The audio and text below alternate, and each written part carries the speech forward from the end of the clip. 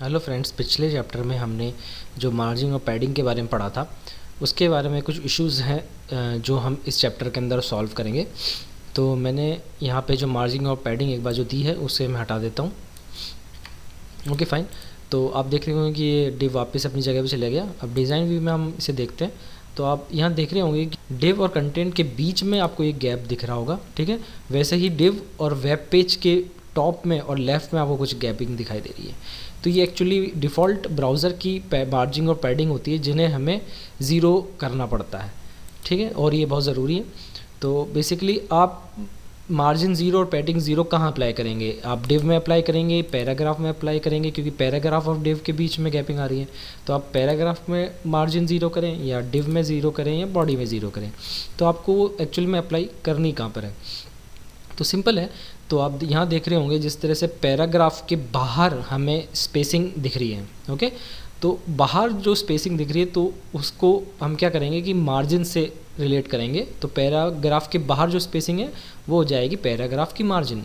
तो अब पैराग्राफ के अंदर स्टाइल लिखें, ओके, और यहाँ मार्जिन आप जैसे ही ज़ीरो करेंगे, पिक्सल लिखने की ज़रूरत नहीं है जब आप वैल्यू ज़ीरो दे रहे हो, सॉरी, तो पिक्सल लिखने की ज़रूरत नहीं है, ठीक है। तो आप डिज़ाइन व्यू में आ जाए तो ये देखें। अब आप देख रहे होंगे कि जो टेक्स्ट है बिल्कुल एकदम जाके चिपक गया है कॉर्नर के अंदर, बिल्कुल, ठीक है, ओके।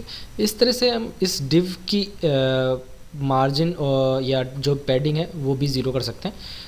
तो हमें यहाँ पे डिव में अगर मार्जिन लगा के देखें, ठीक है, ज़ीरो, तो देखें इसका इफ़ेक्ट पड़ता है या नहीं। तो यहाँ पे अभी कोई इफ़ेक्ट नहीं पड़ रहा है, वो इसलिए कि हमें ये मार्जिन बॉडी के अंदर लगानी पड़ेगी। फाइन, ज़ीरो, ठीक है। डिज़ाइन व्यू में आ जाए। अब आप देखें ये बिल्कुल अब बॉडी के चिपक गया है, बिल्कुल कोई गैपिंग नहीं है इस बार, ओके फाइन। अब मान लीजिए मैं एक और डिव यहाँ पे कॉपी पेस्ट करता हूँ, ओके, और इसमें से मैं इस पैडिंग में जो पैराग्राफ है इसमें से मैं स्टाइल हटा देता हूँ, ओके। अब आप देखें, नीचे स्क्रॉल करें तो जैसे ही अगर मैंने इसमें स्टाइल हटा दिए, मार्जिन ज़ीरो हटा दिया है, तो इसमें वापस से गैपिंग चालू हो जाएगी। तो अगर आपके पास इस तरह के पैराग्राफ्स हैं, काफ़ी सारे पैराग्राफ्स हैं, तो आपको हर पी टैग के अंदर मार्जिन ज़ीरो करना पड़ेगा, जो एक बिल्कुल सही तरीका नहीं है।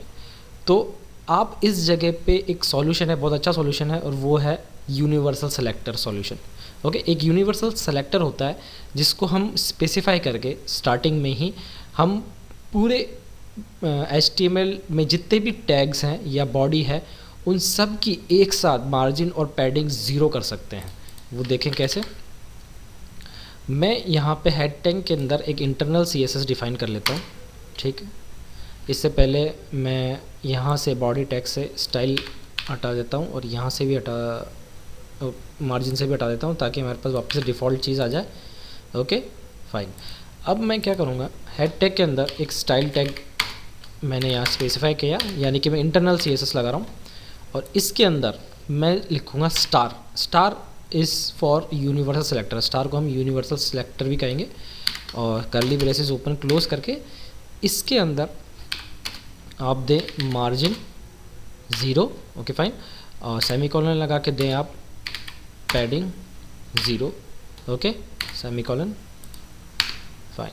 अब देखें जैसे ही आप डिज़ाइन व्यू में जाएं, ठीक है, क्लिक कर रहा हूँ, ये देखिए ये ऑटोमेटिकली सब कुछ सेट हो गया है कॉर्नर में जाके।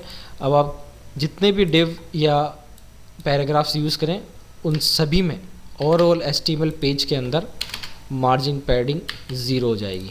ये देखें, अब स्क्रॉल है, ये देखें बिल्कुल कोई पैडिंग या मार्जिन नहीं है।